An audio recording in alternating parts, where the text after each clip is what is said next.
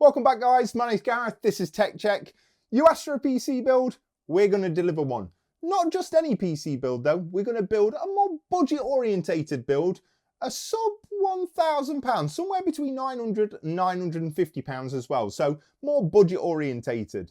We are going to be using last gen's hardware, so an RTX 3060 Ti, this 5600X, up here tower cooler, this 650 watt power supply, fully gold modular power supply on this MSI B550M Pro motherboard. We've got 16 gigs worth of RAM. We've got a 1TB SSD, a 500 gig NVMe, a couple of RGB fans, and then we've chucked in an extra bit of storage, 1TB hard drive as well. All this is going to go into this Gamemax Brufen C1 case. We'll walk you through it step by step. If you enjoyed the video, make sure to leave a like on the video, guys. Don't forget to subscribe. Let's do this. Once you're in the box, guys, if you are using an NVMe, make sure to take out your standoff screws. And if you've got any SSDs, make sure to take out the SATA data cables as well. Next step, guys, is the installation of our CPU. We can pull up and open up our retention socket on our motherboard.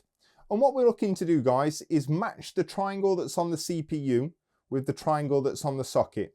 And then we carefully lower it into position. Just like that. We can then lower down the retention arm, locking it into place. Next up, guys, is the RAM. Now, this is from Patriot Viper, and it is a little bit overkill. So this is two 8GB sticks of 4000 megatransfers per second at C18. So really, really quick RAM, guys. And we did sacrifice a little bit. We opted not to go for RGB because, as you'll see at the end, we've got quite a lot of RGB in the case.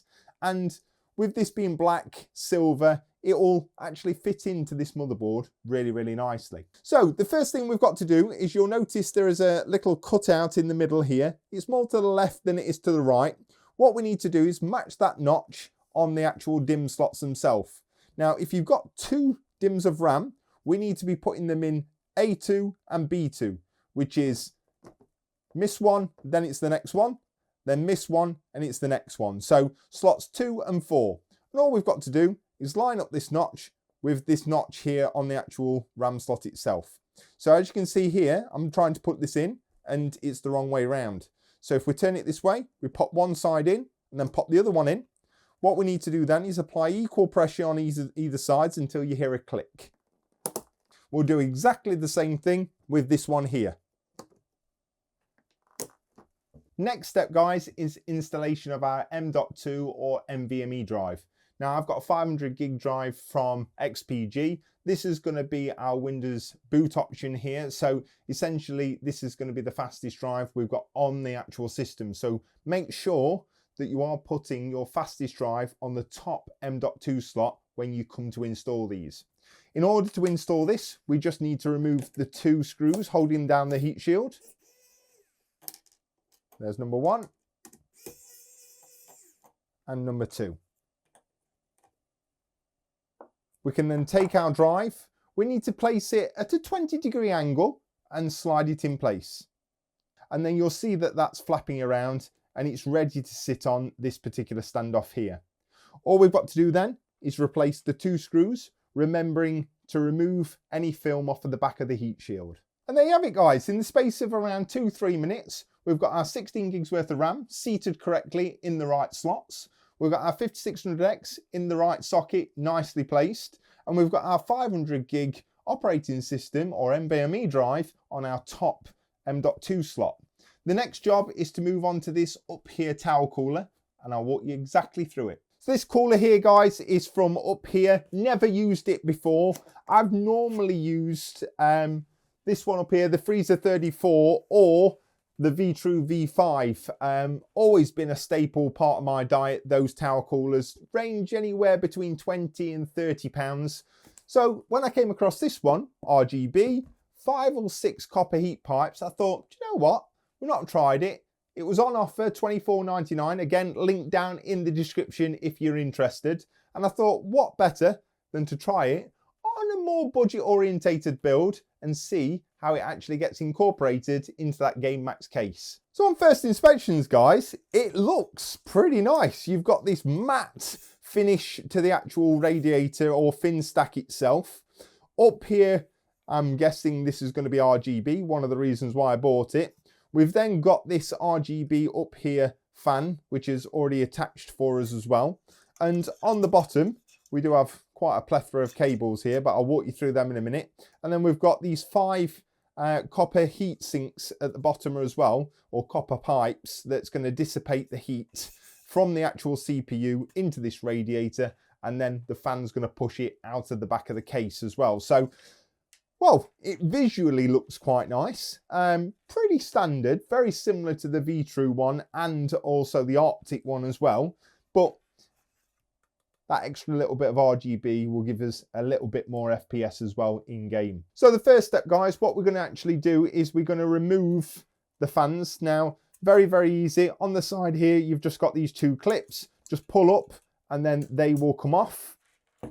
Take one off and then the other, like that. And then you'll see our fan can just be taken off just like that. What we need to do is thread all 4 of these onto each one of the corners like this. And you want to make sure that it's not over tight, but until you can't go any further. So now they're nicely in, guys. The next important step is making sure our bracket is inserted in the correct orientation. Now, we've got one hole up here and then we've got another hole. The top hole is for AM2 and AM3, but we've got AM4, so we want to make sure that these posts go through this second hole, which is here. Now, the other important thing is making sure that this bracket is angled in the correct way as well. So we want to make sure it goes on just like that. We can put our other one on. We can then take each one of our screws here, or our bolts if you like, nuts, however you want to call them, and we can then proceed to tighten them down to make sure they're not going anywhere. And if we've done it right, guys, we should take our actual tower cooler, make sure it's orientated the correct way, and it should fit just between that hole there. There we are. We can then take these 2 spring-loaded screws. One goes in this side and one goes in this side. But before we do that, we need to actually make sure we take off this film, and we also apply some thermal paste as well. So in terms of thermal paste application, up to you guys. I like to just do a P in the middle.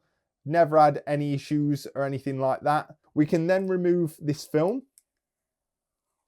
We'll keep our cable out the way, and then we just want to lower that down into position like so. What we can do then is take those 2 screws we were talking about before, and we'll tighten one side and then the other.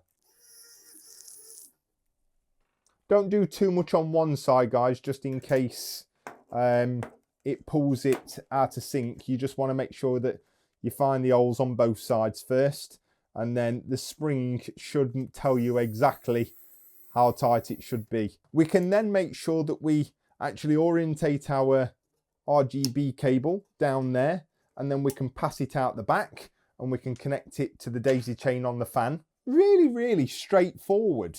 It looks like it's making a really solid connection there as well.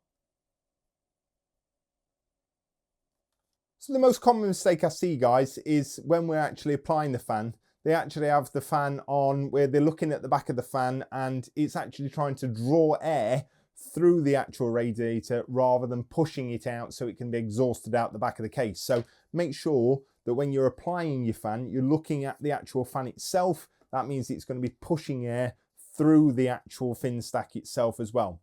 The next thing is we want to make sure that our cables are as nicely managed as possible. So we want them coming out the back at the bottom as well. So essentially it wants to be applied just like that.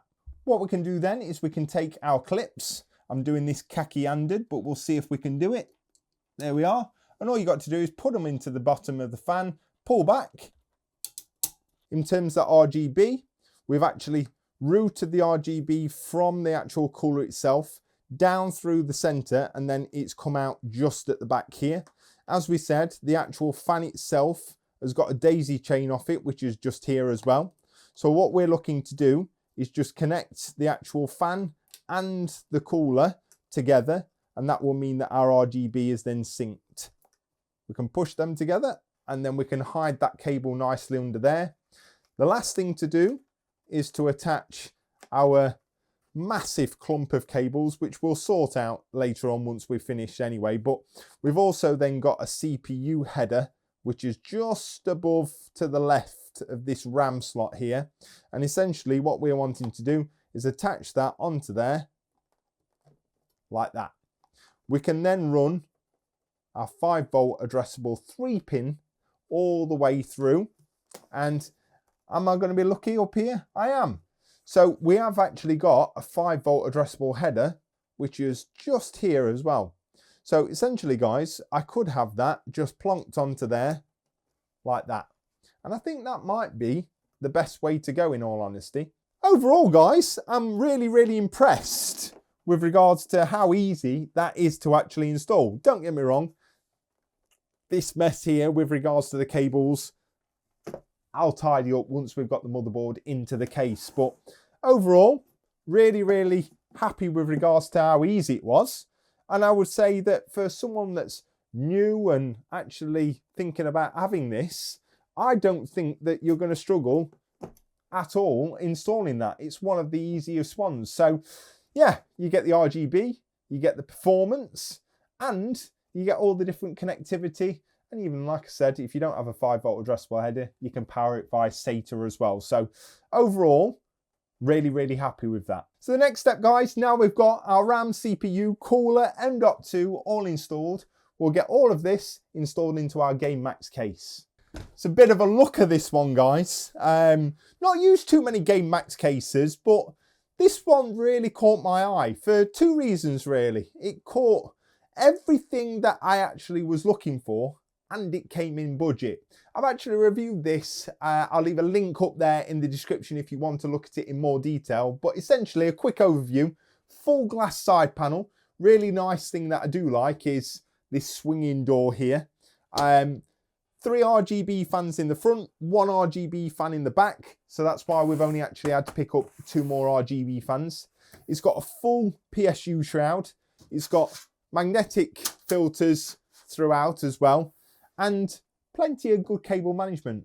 And a massive cooling and overclocking fan that sits bang in the middle of the motherboard. So go and check that video out if you've not already seen it. So what we're going to do is we'll get this side panel off, we'll get our motherboard installed, and I'll walk you through it. So there we have it, guys. Essentially, we took off that side panel, and that leaves us with our interior, which is here. So what we're looking to do here is take our motherboard, we're looking to drop it into place, and just check where all the standoffs are as well. So obviously this is a B550M motherboard, so it's not quite an ITX motherboard. So therefore, some of these standoffs aren't quite in the right place. So we need to put one here and one here. Nice little socket there, guys. Loads and loads and loads of attachments as well. So that's absolutely fine actually, because we've got 1, 2, 3, 4, 5, 6, 7, 8. Yeah, that's absolutely brilliant. So we don't actually need that last one. So then we'll take our IO shield, guys. And we want to make sure that this is inserted into the actual case. And then we can press on the sides to lock it down. So what we can do now is pick up our actual motherboard. We can lower it down into place and we can line everything up. So the screws to hold down the motherboard, guys. Now, Gamemax have made it pretty straightforward. So essentially in their bag of screws, they've got 1 type, 2 types, 3 types, 3 types of screws. Nowhere near like they do in a number of other cases. On this screw here, it's got a huge head, and these are for PSUs. These are exactly what we're looking for. They are straight edged and they make really good solid connections with the grounding pins on your motherboard.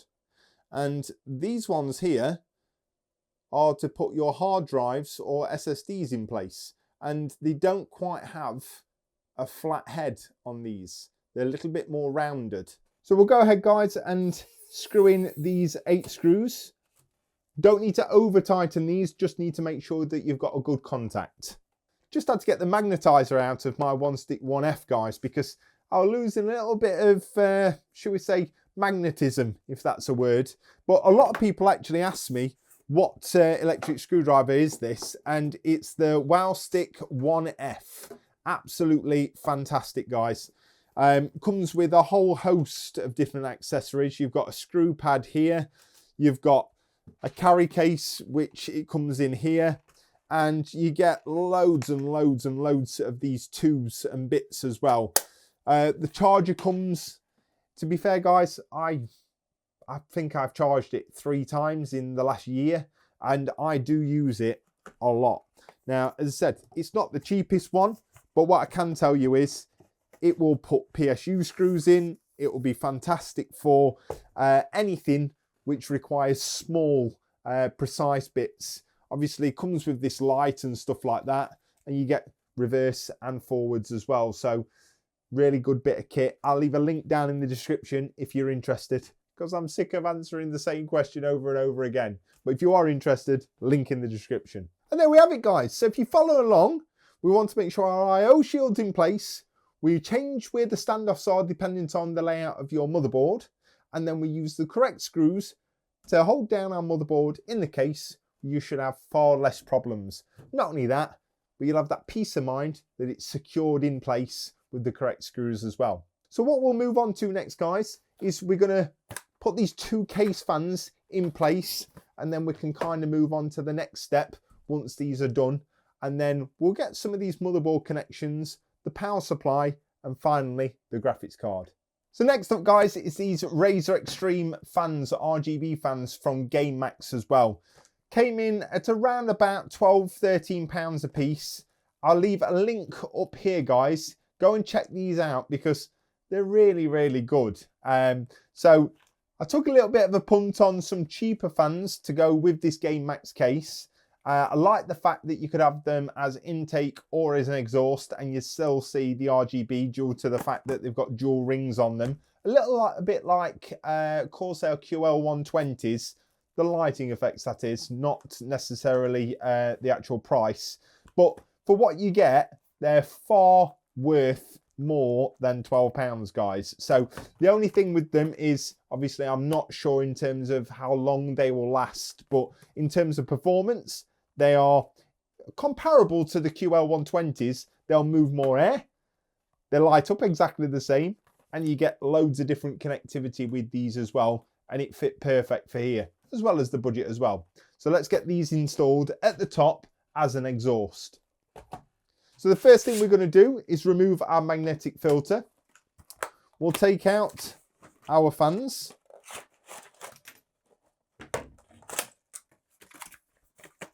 There we are. So we'll do one. And just to give you a quick overview, guys, 5-volt addressable header. It's also got a pigtail off it so you can daisy chain them together. It is powered via Molex or DC 3-pin. Okay, so I'm not a huge fan of Molex, but again, on a £12–15 fan, it caters for a more budget-friendly build, and having that Molex connection there is, I would say, beneficial for builds that don't have 3-pin or 4-pins, which there isn't any I can think of. But if you just don't want to actually power it via motherboard and you just want it a constant fan speed, Molex is going to be absolutely fine.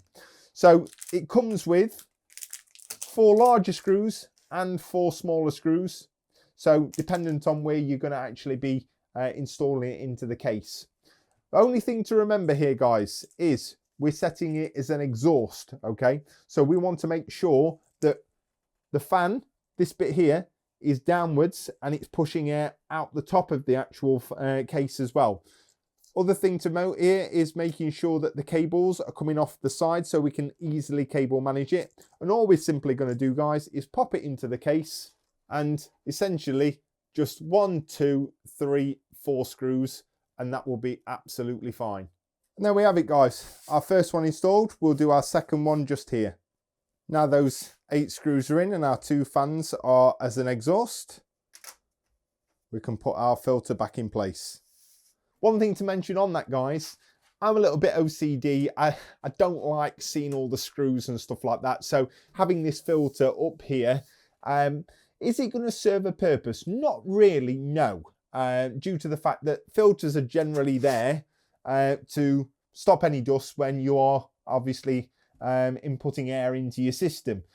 It will act more of a barrier when exhausting air. So essentially, I like it there to cover all the screws up, and it makes it a little bit more aesthetically pleasing to look at. If you're looking to increase that air output, then you can always remove that dust filter off the top as well, because it's set as an exhaust. So next part, guys, and it's everybody's nightmare. Nobody likes this bit because there's cables everywhere, but we'll keep it very, very simple and straightforward. And Gamemax have thought about it because they gave you a fan and ARGB hub here. And they've already wired up front 3 and the rear exhaust fan as well.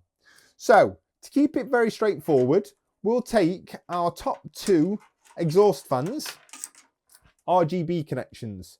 As I mentioned before, you've got an ARGB connection here, and then you've got a pigtail. We'll take off this connection, and we're going to daisy chain these RGB fans together, okay? So essentially just pushing them together like that. I'm then going to take the pigtail and I'm going to plug that into ARGB5 on the back here. And what that will mean, if I can get it in, there we go. And what that will mean, guys, is the front 3, the top 2 and the rear exhaust fan, all their RGB is being controlled by this fan hub here. It's going to be powered by SATA power, and it's going to have a sync cable, which is a 5-volt addressable header cable that goes from here, i.e. this box here, or a sync, and goes and connects to the other header on our motherboard, which I'll show you later on. The rest of the cables we'll walk through once we've got the power supply in, and then I can show you how to cable manage the back of this and where all the front I/O actually connects on the motherboard. The last thing to mention is, great that we've got RGB to all the fans.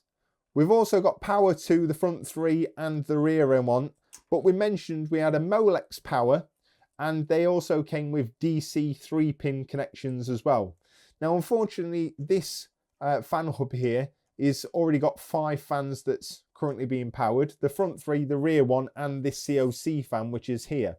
So what we're going to have to do, guys, is we're going to have to attach this to a 3-pin or 4-pin PWM header on our motherboard, and I'll walk you through that as well. So next up, guys, is our power supply. So this is from Cooler Master. It's a 650 watt gold rated power supply. I always say, whenever you're building a decent system, guys, make sure that you get a gold rated power supply. Not only is it going to help with the efficiency of the delivery, but it's also going to protect a lot of your components that are in there. Now, don't get me wrong, when one goes, don't matter whether it's gold, silver, bronze, white, platinum, it's going to go. But you're limiting the opportunity for it to go if you're getting a good standard of power supply. So there we have it, guys. We've got our Cooler Master 650 watt power supply. Nice unit, guys. No issues, no problems here. As I said, gold rated, should have no issues powering exactly what we're looking to power here. So we'll work from left to right. So essentially, guys, we've got this one here, which is our SATA power cable. We've then got our 24-pin power cable. We've then got our EPS cable or CPU power cable.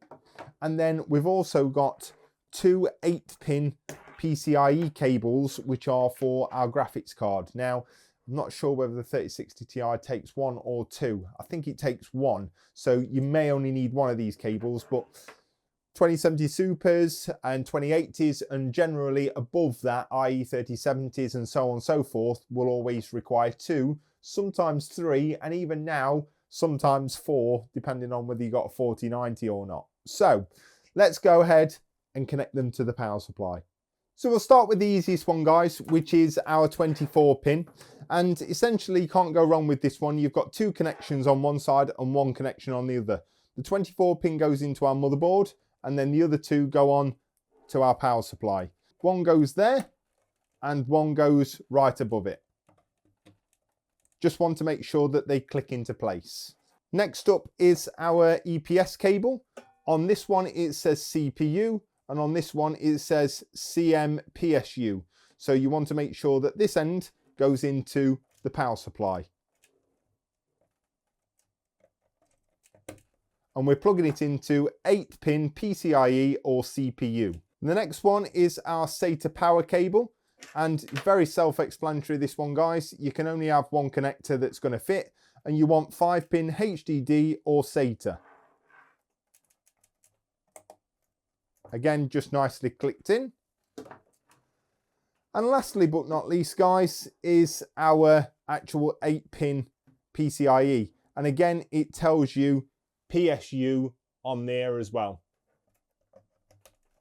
Next step is ensuring that we've got our fan facing down. We can lower this in to the case, just holding it through the hole on the side. And then we can secure it in place, utilizing the 4 screws included. And there we have it, guys. We've got even more cables to deal with. But don't worry, we'll walk you through exactly where to put these cables and where the front I/O connects onto the motherboard as well. So the first cable to actually route is our 24-pin, guys. And that generally goes through the second hole. So we can always change it, but I like to get that through that second hole and then it's out of the way. And again, don't worry about the rest of the cables. If you're anal, you can actually go through and you can zip tie them all down. If you're not, and it's got a solid back panel, then it tends to work out a lot better as long as they're routed in the correct places. They're not zip tied or they're not actually tied down at every 2 centimeters. When you want to come and change a particular part out or anything like that, it makes it a damn sight easier. The next one up, guys, is our CPU cable. Now, I do like to just try and keep these as tidy as possible. So we'll put that one all the way up there, and then it will push through this hole at the top, like so. And then we can actually route that cable down here, around there, and underneath this bit here. We've got 2 PCIe cables, and they're going to be for our graphics card. I always leave these until last. And there's a reason for that. I don't know whether I'm going to run it through these holes at the bottom or whether I'm coming through the side. It all depends on where the graphics card sits and how we can actually cable manage it most efficiently. So the next 2 components, guys, are our 1TB hard drive and our 1TB Samsung SSD here. I think we'll do the SSD first. And the aim here, guys, is to have our SSD mounted just here. So essentially it's going to go like that. The main thing here is making sure our connections are at the bottom down here, closest to the bottom. Is just to undo that thumb screw, and then we can slide, there we go, that like that. And what we're going to do is we're just going to pop that into our caddy. We're going to turn it over and we're going to secure it in place with 4 little screws. There we go. So now what we can do, guys, is just pop that back in place, slide it down, and put our thumb screw back in. And within the space of a minute, we've got our SSD installed. So I think what we'll do, guys, is what we discussed previously. We'll take out this one and we will attach our SATA power to our SSD, which is just here. There we are. So that's our SSD power. I can then take the next one across, push that one into there, like that. And then I've got plenty of room, guys, with this last one for our hard drive as well. And again, our hard drive is just going on to the bottom, just like that. Our hard drive's going to be installed into this caddy down here, but I'll walk you through that now. So down here, guys, we've actually got our hard drive bay. At the back, there is 2 little thumb screws that I cannot undo because they're too tight. So we'll just undo these 2 screws, 1 and 2. Again, just 2 thumb screws. And then our hard drive bay should pull up, there we go, and can be taken out. Now, if you're not actually using a hard drive, guys, you can actually take that out and you'll have more room in the bottom for larger power supplies and so on and so forth. It's quite clever how they've done this because you can put your 3.5-inch drive inside here and secure it through the sides. You can also put another one on top, or you could put a 2.5-inch drive on top as well. So there's plenty of room for, should we say, expanding your storage as well. So the one thing to note here again, guys, we want to make sure that we slide in our hard drive. And the thing to note is it's being held in by these two things. So this is the bottom. We want to make sure that our connections are, when we put this back in, are coming out this end. So they're very easy to connect. We can then attach our SATA power. Next step, guys, is we will require 2 of our SATA data cables. That's to go from our SSD and our hard drive for connecting to our motherboard. Really straightforward in terms of connections. All we have to do is make sure that our connection of metal is facing upwards, and we push it on till we hear a little prong. There we go. And then again, these guys can go through one of the side intakes here into the case. Exactly the same for our hard drive. There we go. And then these again will go through to the front of the case, and I'll show you where to connect them very shortly.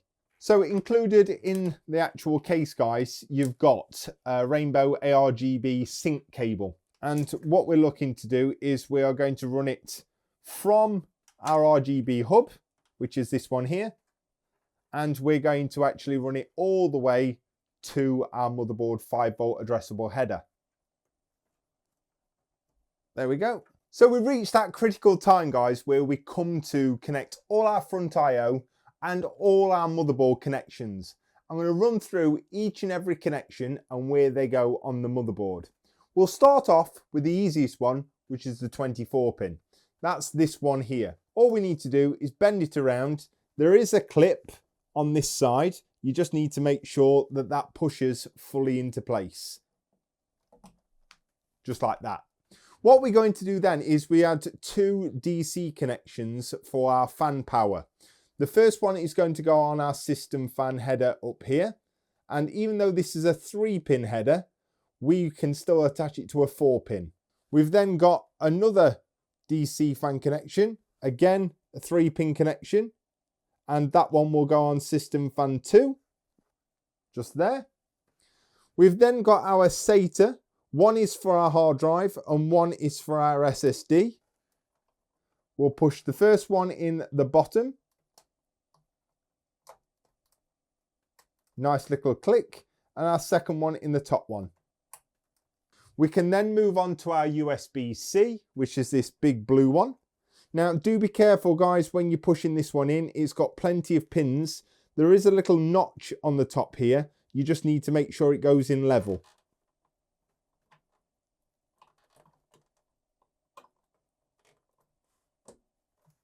We've then got our 5-volt addressable header, which is a 3-pin connection, and that will go on to a J Rainbow 1 3-pin. We've then got our USB front USB port. So that one goes onto just B3.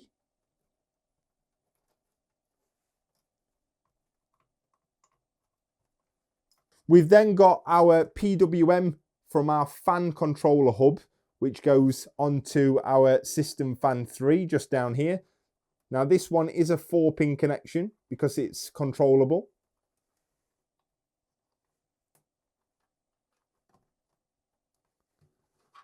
Last down here is our HD audio. A little trick with that is it always goes onto the bottom left-hand connector, and if you have the HD audio facing upwards, you can't go wrong.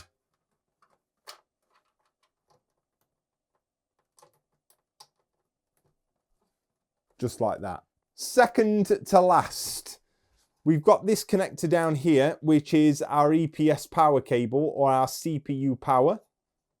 Again, there is a little clip on it just here. You just need to make sure that that clips in at the top. We can push that one in. There we are.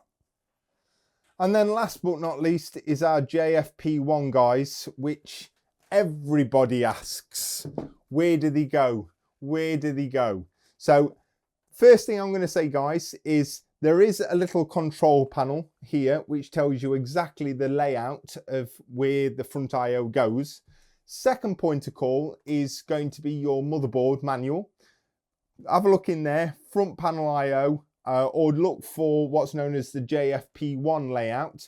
And then the last one is look for a blow up, guys, on Google. Type in your motherboard manual or your motherboard name and type in JFP1 layout, and it will give you a full layout there as well. But it's generally the same on every motherboard. We'll do it as good as I can do it for you. So the first one is the power switch. On the back, there is a little triangle which indicates the positive. This goes on the top row. So that goes on the top 2 pins on the right-hand side. You've then got your power LED negative, and that goes next to the power switch. And then you have your power LED positive, which goes next to the negative. Now we've got those ones in, we can start with the next 2, which is our reset switch and our HD positive and negative. So the HD positive and negative go directly below the LED positive and negative. And the hard drive positive goes on the left and the negative goes on the right. So we need to switch that one upside down. And then the reset button, as you can see on the back, there is a positive indicated by the actual triangle, and that goes directly underneath the power switch.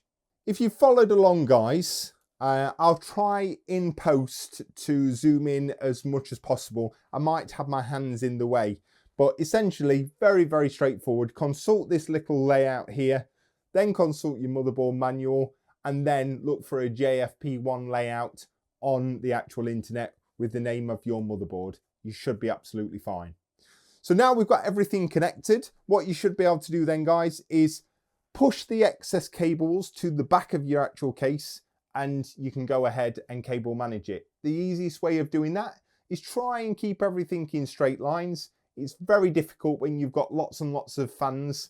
Leon Lee do a great job of that, just daisy chaining the actual fans together, and you've essentially got one cable off of 3 fans, which is absolutely amazing. So the graphic card of choice is the RTX 3060 Ti. Absolutely stunning card, guys. Monster at 1080p. All AAA titles, you're going to be absolutely fine. And for those people that are looking to push 1440p, you'll do just fine with this as well. So let's get this open and let's get it installed. So it was a terrific card, guys, and very highly sought after by a lot of scalpers as well. So now that we've got our 3060 Ti out, what we'll do is we'll prepare the case and get it installed. So what we need to do, guys, is just undo this screw here. We can take that out, actually. I don't want it in at all. What you need to do now is I'll always like to offer up my graphics card, and we need the top 2 slots. So essentially the reason why I do that, guys, is because in this particular case, the only thing that I don't like about it is the fact that there's not replaceable express PCIe brackets. So once you've actually broke these out, you've actually broke them out. So there's no going back. So just a few bends left and right. Just be careful of capacitors and things like that. You don't want to break those. There we go. Right, moment of truth. So what we can do then, guys, is hold our graphics card, line it up with our PCIe express lane. Once you've got it in, all you need is a firm push until you hear a click. Just like that. Now, what we're going to do, guys, is we're going to replace 2 thumb screws holding our graphics card firmly in place. Once we've done that, guys, we can go ahead and attach our 8-pin and attach one of our 8-pin PCIe power cables. So, guys, we've now reached the pivotal part where we pray to the PC gods and we do a test boot. So, flick the power, press the power button. Oh, it looks good. We've got all 6 fans which have lit up, which is a positive. Let's turn on the monitor. Does it boot? This is a good sign. And there we have it, guys. So the hard work don't stop here. The next steps are to update Windows. We've then got to update all our drivers for our graphics cards, etc. Then we want to make sure that we download MSI lighting so we can start to control via that 5-volt addressable header, this RGB controller, and get a little bit to grips with regards to all this flashing lights business that's in the case at the minute. But yeah, overall, really enjoyed the build. Really straightforward. Plenty of room in this particular case. The included RGB hub is absolutely fantastic. We managed to get those other 2 additional fans, no issues. And this is going to be fantastic, guys, for a small amount of content creation and mainly gaming. At 1080p or at 1440p, you're going to have no problems whatsoever. So hopefully you've enjoyed the video. If you have, make sure to leave a massive like on it. Don't forget to subscribe. I'm going to leave a couple of links up in the corners here to check out other videos, other PC builds as well. And yeah, if you're thinking about getting this C1 Brufen, leave a comment down below, or maybe you've already got it. What do you think? Let me know. I'd be interested to find out what your thoughts are. Hope you've enjoyed, guys. Take it easy, and I'll see you in the next one.